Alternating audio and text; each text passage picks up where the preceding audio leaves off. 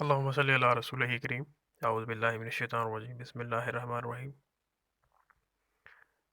Today we are going to discuss light dependent reactions। इससे पहले आप रिएक्शंस ऑफ फोटोसिंथेसिस में जान चुके हैं कि फोटोसिंथेसिस के अंदर दो रिएक्शन होते हैं। एक लाइट डिपेंडेंट रिएक्शन जिसको हम लाइट रिएक्शन भी कहते हैं शॉर्टली, और दूसरा लाइट इंडिपेंडेंट रिएक्शन जिसको हम डार्क रिएक्शन भी कहते हैं। इस सारे लेक्चर को सुनने से पहले आपको रिकॉल करना पड़ेगा पिछले लेक्चर्स को, जिसमें हमने ये पढ़ा था कि हर प्लांट सेल के अंदर एक क्लोरोप्लास्ट है, और क्लोरोप्लास्ट के अंदर थैलेकाइड है, और थैलेकाइड की मेम्ब्रेन के अंदर फोटोसिंथेटिक पिगमेंट लगे हुए हैं, chlorophyll A, chlorophyll B, carotenoids और अदर एक्सेसरी पिगमेंट्स। ये फोटो सिस्टम आपको नज़र आ रहा है। फोटो सिस्टम से क्या मुराद है?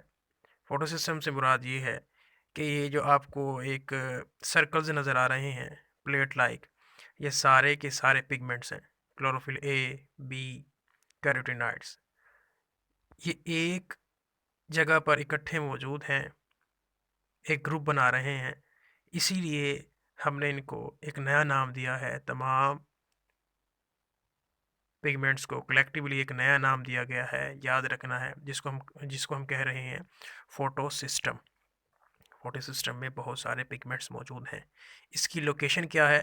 थाइलाकॉइड की मेम्ब्रेन के अंदर ये फोटो सिस्टम मौजूद है। और ये फोटो सिस्टम आप देख सकते हैं कि फोटोन आ रहे हैं। फोटोन क्या है? लाइट एनर्जी है जो कि फोटो सिस्टम पर आकर गिर रही है और ये इसको एब्जॉर्ब कर रहे हैं। जी, ये आप देख सकते हैं, थैलेकॉइड आपको नज़र आ रहा है। थैलेकॉइड मेम्ब्रेन इंटीरियर स्पेस जिसको हम ल्यूमन कह रहे हैं, और थैलेकॉइड के बाहर स्ट्रोमा है। ये जो आपको ये ऊपर वाली केस में मैं बताना चाह रहा हूँ, थैलेकॉइड अलग करके दिखाया गया। फिर हर थैलेकॉइड को, यानी कि एक थैलेकॉइड की जो मेम्ब्रेन है उसको नीचे ये बड़ा करके दिखाया हुआ है। इस मेम्ब्रेन के अंदर आप देख सकते हैं कि फोटो सिस्टम 2 लिखा हुआ है। हमने अभी फोटो सिस्टम विजुलाइज कर लिया है। तो फोटो सिस्टम 2 के अंदर बहुत सारे वो सर्कल्स की तरह बहुत सारे पिगमेंट्स मौजूद होंगे।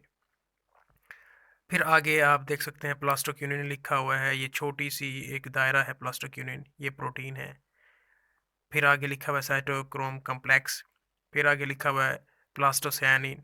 फिर उसके बाद फोटो सिस्टम 1 आ जाता है, और फिर फोटो सिस्टम के नीचे फेराडॉक्सिन है। आपको ये सारी तमहीद बताने का मतलब ये है कि आपको अब जब बात की जा रही होगी फोटो सिस्टम 2 की, 1 की, साइटोक्रोम कम्प्लेक्स की, तो आप कंफ्यूज ना हो। तो ये आप पहले विजुअलाइज कर लें कि एक थैलेकॉइड है, थैलेकॉइड की मेम्ब्रेन आपको नज़र आ रही है, डबल मेम्ब्रेन है ये। इस मेम्ब्रेन के अंदर जैसे मैंने कहा था कि पिगमेंट्स लगे हैं, और पिगमेंट्स कहाँ हैं?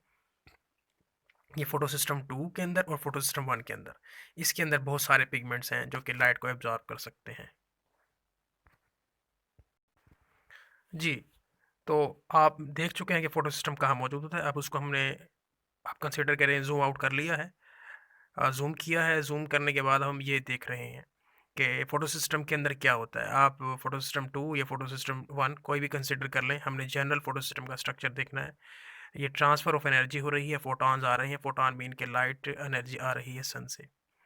फिर नीचे लिखा हुआ है यहाँ पर एंटीना पिगमेंट मॉलिक्यूल्स। एंटीना जैसे कि हम घरों में लगाते हैं एंटीना टीवी देखने के लिए, वो क्या किया करता है? वो कैच करता है सिग्नल्स को। तो ये एंटीना क्या कर रहे हैं?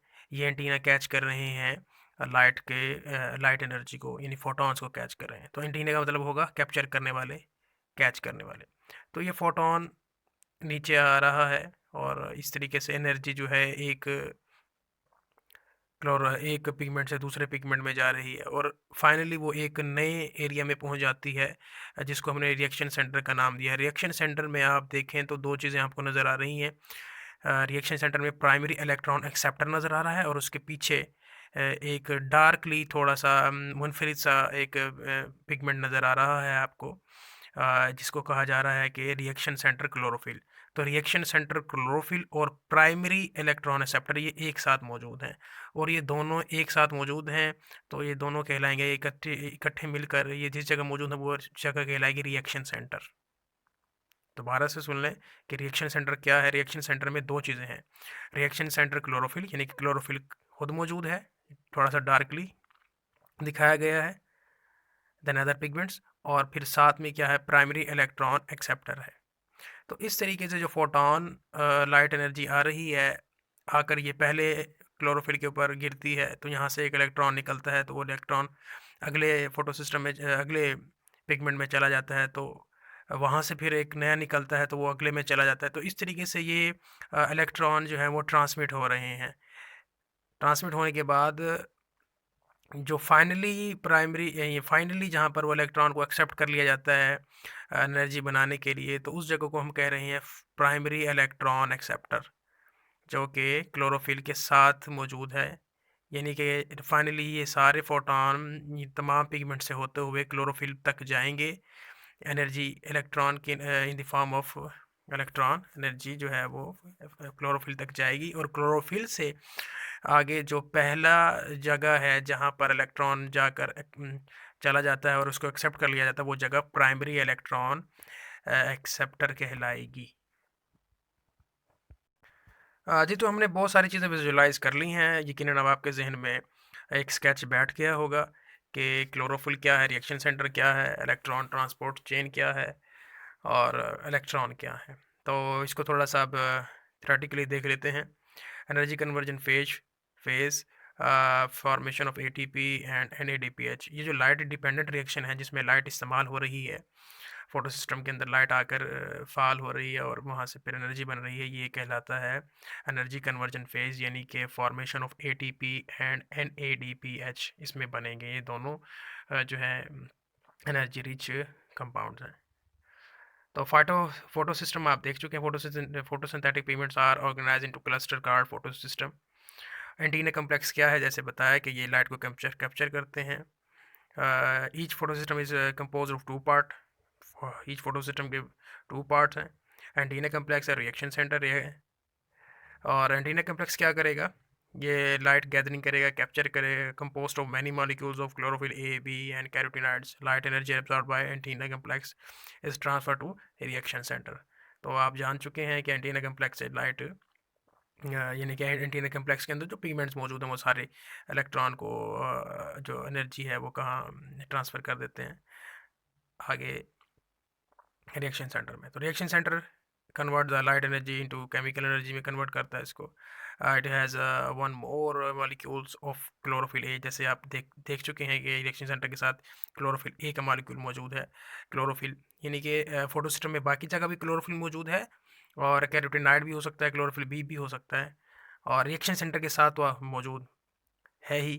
तो chlorophyll A molecule of reaction centre and other associated proteins are closely linked to nearby primary electron acceptor. ये कहना चाह रहा है कि क्लोरोफिल ए जो मॉलिक्यूल रिएक्शन सेंटर के साथ है, और अदर एसोसिएटेड प्रोटीन, और वहाँ पर कुछ और प्रोटीन भी उनके साथ जो है वो अटैच होती हैं। वो क्या बनाती हैं, वो बनाती हैं वो link to nearby electron acceptor, यानी कि वो क्लोरोफिल ए हो गया है और कुछ प्रोटीन, और किसके साथ लिंक है, प्राइमरी इलेक्ट्रॉन एक्सेप्टर, जो कि आप देख चुके हैं।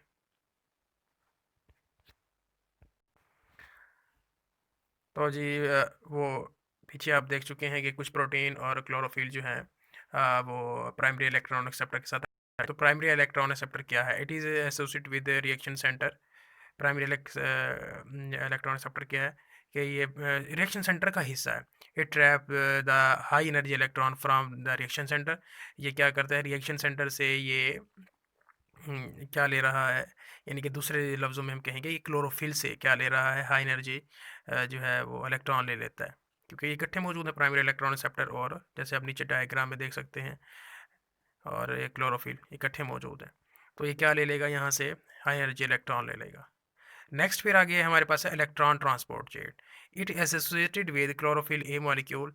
Electron transport chain play important role in synthesis of ATP by chemiosmosis. तो ये मैं आपको विजुलाइज करवा देता हूँ, पहले आप दोबारा से रिकॉल कर लें कि ये फोटॉन आ रहे हैं और ये पहुंच जाते हैं रिएक्शन सेंटर क्लोरोफिल के पास, और यहाँ से इलेक्ट्रॉन चला जाता है प्राइमरी इलेक्ट्रॉन एक्सेप्टर को।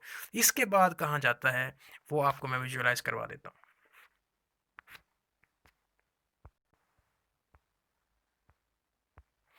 जी, आप ये देख सकते हैं कि नीचे ये एक हमारे पास जो है फोटो सिस्टम 2 लिखा हुआ है। अब फोटो सिस्टम 2 में आपने देखा था कि फोटो सिस्टम 2 में प्राइमरी एक्सेप्टर मौजूद है। ये प्राइमरी एक्सेप्टर इसी के अंदर मौजूद है। ये थोड़ा सा ऊपर इसलिए लिखा हुआ है क्योंकि यहाँ पर जब एनर्जी आएगी इलेक्ट्रॉन के पास, जब एनर्जी ज़्यादा हो जाएगी, ये यानी कि ये जो इलेक्ट्रॉन हुए इनके पास एनर्जी ज़्यादा है, तो ये ज़रा ऊंचा और ऊपर इसलिए लिखा हुआ है कि ये जो हाइट इसकी बता रही है ये ज़रा सा एनर्जी को बता रही है। लेकिन ये प्राइमरी एक्सेप्टर जो है ये बिल्कुल फ़ोटो सिस्टम के साथ ही मौजूद है। फिर उन्होंने कहा कि कुछ प्रोटीन भी इसके साथ अटैच हैं प्राइमरी एक्सेप्टर के साथ। तो प्रोटीन आगे कहाँ जा रहे हैं, देखें कि 2 इलेक्ट्रॉन लिखे हुए, आगे लिखा हुआ है PQ। ये प्रोटीन, जैसे मैंने अभी आपको एक डायग्राम विजुअलाइज करो, PQ, फिर उसके बाद PQ के बाद साइटोक्रोम कॉम्प्लेक्स में चली जाती है, और साइटोक्रोम कॉम्प्लेक्स से जो है ATP बनती है। ये हमने डिटेल में डिस्कस करना है।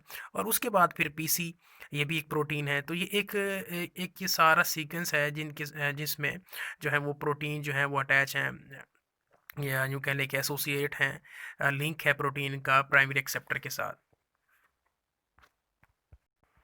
जी, तो फिर ये प्राइमरी एक्सेप्टर के बाद कहा गया है कि इलेक्ट्रॉन ट्रांसपोर्ट चेन, तो ये PQ, साइटोक्रोम कॉम्प्लेक्स और PC, ये तीनों मिलकर इलेक्ट्रॉन ट्रांसपोर्ट चेन बना रहे हैं। इसके नतीजे में ATP बन रही है।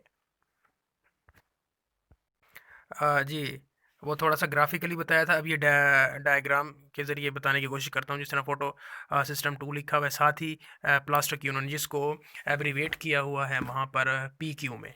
ये प्लास्टिक यूनियन को हमने PQ कहा है। फिर आगे वहाँ पर लिखा हुआ था साइटोक्रोम कॉम्प्लेक्स, तो ये आपको साइटोक्रोम कॉम्प्लेक्स एक बड़ा-सा नज़र आ रहा है, थोड़ा-सा ऑरेंज कलर का। फिर उन्होंने कहा कि आगे लिखा हुआ है PC, यानी कि प्लास्टोसायनिन। PC, तो प्लास्टोसायनिन आप देख सकते हैं कि वाइट कलर का आपको नज़र आ रहा है। तो इस तरीके से ये जो एक सीरीज़ बन रही है प्लास्टिक यूनियन की, साइटोक्रोम कॉम्प्लेक्स की और प्लास्टो साइनिन की, ये इलेक्ट्रॉन ट्रांसपोर्ट चेन है। तो इसके नतीजे में जो है ATP बना करता है। तो ये मैं आपको मैंने डायग्रामेटिकली भी दिखा दिया और ग्राफिकली भी मैंने आपको शो करवा दिया। जी, जो बात मैंने आपको डायग्रामेटिकली बताई है, ग्राफिकली बताई है, वो यहाँ पर लिखी हुई है कि electron transport chain it is associated to chlorophyll A molecule, electron transport chain play important role in synthesis of ATP by केमियोसिस में। तो आप ये सारा कुछ देख चुके हैं। तो अब फोटो सिस्टम की 2 टाइप्स हैं, जैसे आप पिक्चर में देख चुके हैं। पहले फोटो सिस्टम 2 है और फिर इसके बाद फोटो सिस्टम 1 है।